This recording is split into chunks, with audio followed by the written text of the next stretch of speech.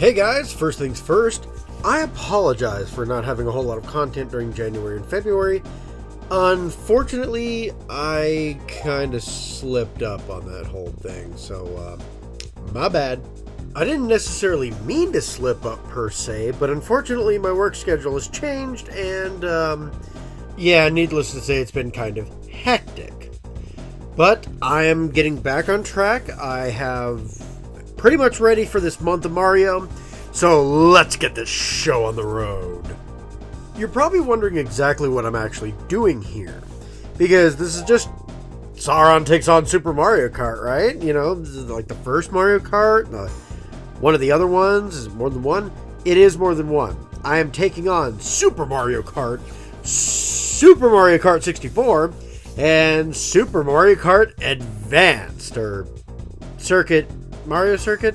I can't remember what one that one's called. But I'm taking on all three. Basically, this is a 3-for-1 deal where, yeah, I played the first 3 Mario Kart games and I decided to bring my, thoughts and opinions to you guys. I'm kind of reviewing these a bit differently since there's no story or plot to speak of, but I'm still going to be talking about it, several bulletin points, and we'll get on with the show. So let's do it. Let's take on Super Mario Kart. Nostalgia. Yeah, I played this game growing up. Well, I will attest to the SNES having some of the best games of every series on it. Super Mario Kart sadly isn't one of those picks. Sure, Zelda, mainline Mario, Metroid, Kirby, Donkey Kong, they all have SNES games that are the best of the best, or one of the best anyway. But Mario Kart was just getting started here. While I was happy I picked it up as a kid, this probably is the least amount of single player I did on any Mario Kart game. At least attesting to the ones that I played back in the day. Alright, let's do it. Let's play. So when it comes to the gameplay, Super Mario Kart is super bare bones. You basically drive, drift, and hop your way to victory. While this may seem really simple, it works well for this type of game.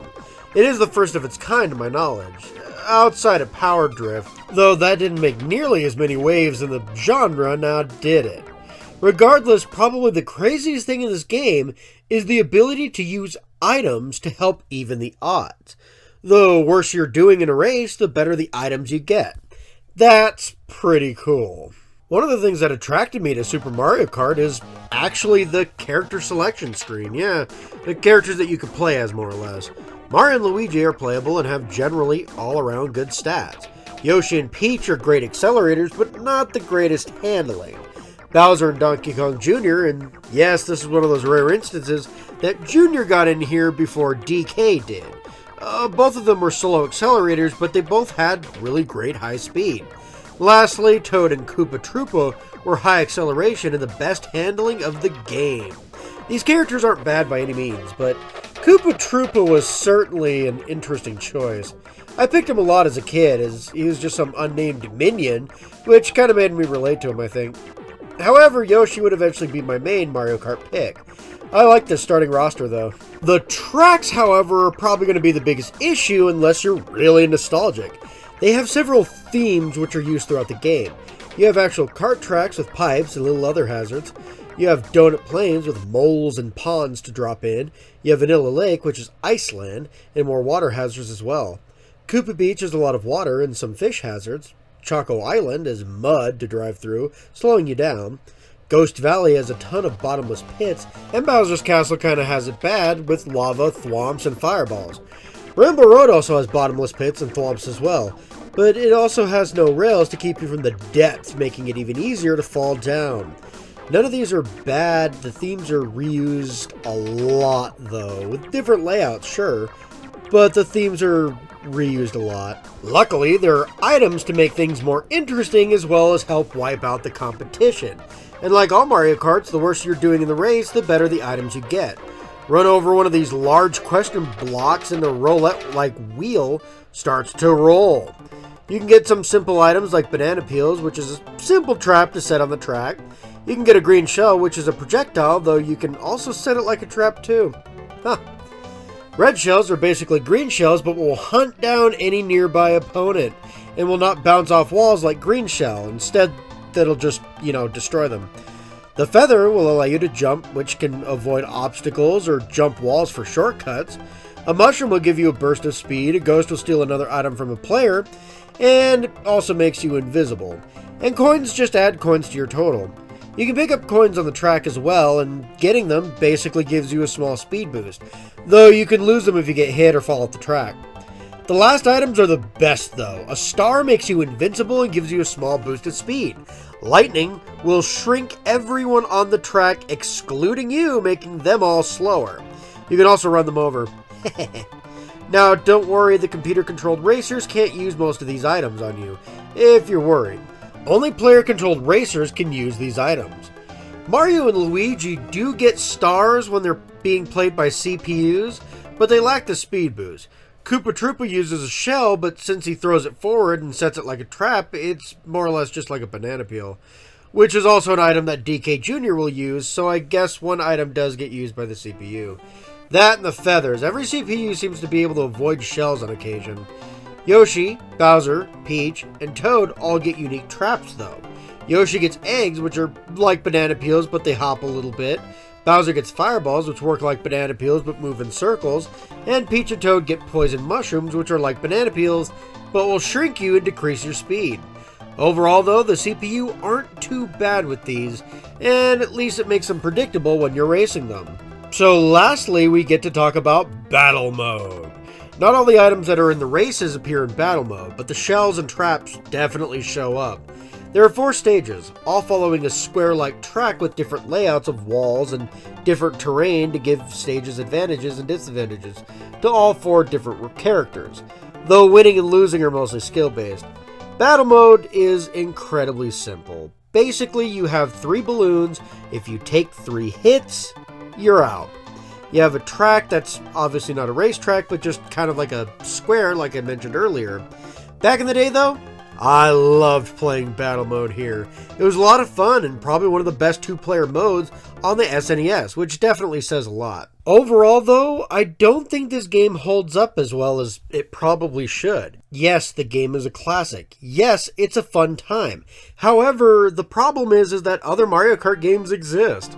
Hell, this entire game is completely outclassed by Mario Kart 64. And that Mario Kart game still isn't often considered to be the best in the series. Yeah, unfortunately, this game just doesn't really do well in the competition versus all 8 other Mario Kart games. Still, I'd say give it a try for some old school fun, or play for nostalgia if you grew up with it. Let's do it. Let's take on Mario Kart 64! So, Mario Kart 64 probably started as soon as the N64 was a thing. Honestly, this game released the same year the N64 came out, so it wasn't fully a launch game, but it was pretty damn close. The game is basically a massive upgrade of the SNES game, which the SNES game is still good, but compared to Mario Kart 64, it doesn't hold up. Like a Pokemon in competitive play, Mario Kart 64 just does everything better. Some of it slightly, while other aspects are greatly improved. So the gameplay of Mario Kart 64 is very similar to the SNES game, but I find it easier to drift in this game this time around. The item of the feather is no longer needed, as your car can actually hop ever so slightly now, and the game is now in full 3D. The karts and racers are still sprite-based, 2D images that swap out for smaller images to judge distances, but the levels themselves are full 3D. You may not think this makes big deal, right? But this actually does change a lot. Ramps are 3D and you can bounce and drop off pieces of the environment, which is really neat. The only real thing to mention here is that you can do 4 players in this game. It sacrifices some fidelity, but this is another big accomplishment for the gameplay. The character select in this game isn't any bigger than the previous one, but there have been some small improvements made. Instead of Donkey Kong Jr., they replaced him with regular Donkey Kong, sprite provided by Rare. Then they replaced the normal Koopa Troopa with another final boss, Wario. Who doesn't love playing as a villain, right? The kart classes have changed a little bit as well. Mario and Luigi are medium class, Yoshi, Peach, and Toad are lightweights, and the heavyweights are DK, Wario, and Bowser, narrowing the kart classes down to make 3 and make things a little simpler. The tracks are an improvement in this game. Not only are they 3D in the game, allowing much more hills, ramps, but every track also has a different theme. Okay, sure, there is a beach-like level, but this is the only one, and it's more unique than the previous beach tracks from the previous game. The only thing that kind of repeats is there's 2 snow or ice tracks, but one of them is actually based around snow while the other one is literally ice on a lake, with a bit of a cave. So even then, they're pretty different, all things considered. Some of my favorite tracks include Bowser's Castle, Toad's Turnpike, Banshee Boardwalk, and the Royal Raceway, which has a full-on replica of Peach's castle from Super Mario Kart 64, and is easily one of the best Easter eggs in Mario Kart, which doesn't often reappear, even though the track certainly does. Also, mad props to Wario Stadium for having insane shortcuts that I can never pull off right, as well as Donkey Kong Jungle and even this version of Rainbow Road, which is the longest damn track ever. Okay, maybe not ever, but damn. They break this big-ass track up in later versions of it because it's just that damn long. Honestly, but I love it! I'm super biased for the tracks in this game and how many details are actually in them. Now, the items are another story. There are a bunch of new and improved versions of old items in this game. Mushroom for speed boost? Well, now you can possibly get 3 mushrooms from 1 item box. Better yet, the golden mushroom that allows you to spam the speed booster. I rarely ever got these items, but it's nice that they're here. Fake item boxes are a new trap potential, as well as a bunch of banana peels, compared to the original only having 1. That's kind of cool too, although the single one is also back. The red and green shells also have a 3-part variant as well. But if you're talking shells, the most infamous damn item of the entire Mario Kart series started here, and there is little you can do to avoid it. Ladies and gents, the blue shell starts here. It will fire off and follow the track until it finds the cart in first place and wrecks their day up. The only drawback to this item is that it travels along the ground, and that means it can possibly hit a wall or an object that's used for blocking. Still, a ruthless equalizer that can possibly nail other carts in its way. And don't worry though, the blue shell is strictly a race item only. The battle mode here is considered to be one of the best in the series, honestly. It isn't as robust as it could be, but honestly, this is because it is one of, if not the best battle course ever. No getting around it, Block Fort is possibly the most beloved battle course in Mario Kart history, and to my knowledge, it isn't even close in the competition. The other courses are fun too. One's a big ring near Lava Pit, one's a skyscraper that is easy to fall off from, and one is basically an inverted block fort that's easily my least favorite of the bunch. You still have 3 balloons, but with enough players, once one of the players loses, they can get revenge by turning into a bomb with wheels. This bomb can chase anyone around and blow them up, and then you're done with the match. But this allows players to get wiped out early to still be able to play later on if need be. This is a fun way to do battle mode and get dirty real quick, but man, it was always good fun. Overall, Mario Kart is not simple as the SNES original, but it is still one of the simpler Mario Kart experiences out there. I say that realizing that I haven't seen all the Wii or 3DS games have to offer yet. I'm well aware. Look, what I can say is that I don't think Mario Kart 64 is the best experience out there for Mario Kart, or even kart racers in general. On the N64 even. Yeah, sorry Mario Kart. You may be my favorite Mario Kart, but Diddy ended up surpassing this game entirely. One day I'll have to talk about that game. Still, I recommend trying this game out though. It's fun, the battle mode is amazing. Let's take on Mario Kart Super Circuit. Okay, let's finish this video off with the Mario Kart game that I ended up skipping back in the day. Mario Kart Advance, also known as Mario Kart Super Circuit, was just the advanced version of Mario Kart, which to me translated to a port of the SNES game. And since Mario Kart 64 was just better overall, and I was getting Double Dash at the time, I ended up skipping this game. Shame too, because Mario Kart Advance is actually its own game, taking what works with Mario Kart and Mario Kart 64, and making an original game that could run in a 16-bit console. I'm glad I finally looked at this one, but I'm also not going to talk about it too long either. So obviously, the gameplay isn't 3D. This is back to the sprite-based gameplay of the SNES game for sure. You can drift, use items, and dodge obstacles on a pretty flat surface as you race around. It plays very similarly to the SNES original, with the hopping and power sliding mechanics from the N64 game making a return. Seems small, but once I got used to the controls and turning, this game played perfectly fine. And it's also literally the same character select screen from Super Mario Kart 64. Oh, okay, the screen looks different, but all the characters are basically here. They even have all the same classes. Shame there couldn't have been more characters or some change-ups to the roster, but this works fine either way. So you may think you have to go back to reusing themes like the SNES original, but shockingly, no. Bowser's Castle theme is used for 4 different times, and I think there are 2 haunted tracks, but mostly original themes here. Sure, there are several beach-like levels, but the backdrops for these levels and the hazards are changed up enough to make them distinct. Overall, they really work to make the tracks as distinct as humanly possible, since the tracks are all 2D again. But I think they did a great job, using unique backdrops and hiding a lot of Easter eggs in them, like Bowser's Castle from Paper Mario, or, you know, some of the other Paper Mario references, honestly. There are absolutely no new items in this game. However, this isn't a repeat of the SNES lineup either. They brought some classics from the N64, like the triple shells and the mushrooms, and the blue shell item. Oh boy. To my knowledge, this is the last game did not have wings on the blue shell, so at least it can be countered slightly. But, yeah.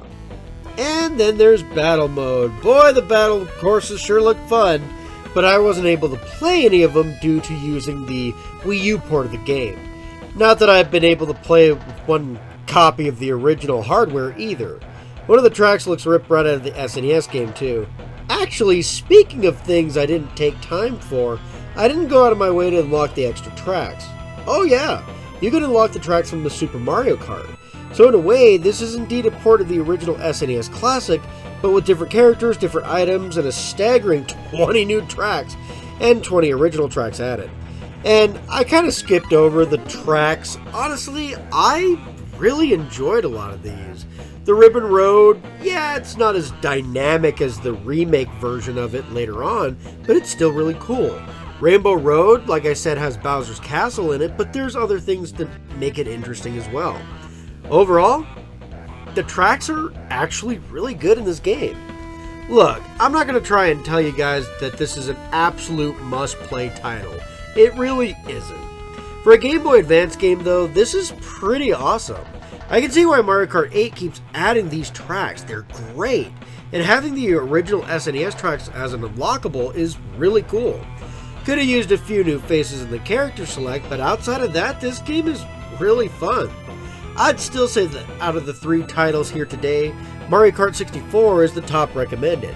However, with this being a distant second, since getting multiplayer on this game is increasingly difficult, but it's still better than the SNES game for sure. However, right after I wrote the script, Game Boy Advance games hit the freaking Switch. So, to my knowledge, multiplayer options are coming, if not, they're already available. The SNES game is sadly the least recommended out of the bunch, but I'd still say give it a chance, which is easy to do since, again, the Switch has it and has multiplayer options. It still isn't a bad game, it's just the lesser of the other 2. However, that's all the time I have for this video. I'm glad I've finally gone over the 2 Mario Kart games that I have the most experience with growing up, and have finally given the Game Boy Advance Mario Kart a fair try. Ended up enjoying my time with that one more than I expected for sure. Hopefully I'll have some time and go over a few more in another video, particularly Mario Kart Double Dash, Mario Kart DS, and the game that I have the least amount of experience in, Mario Kart for the Wii. Until then, like, subscribe, comment, and we'll see you in the next video as we continue to celebrate Mario in the month of March. Take care, my minions!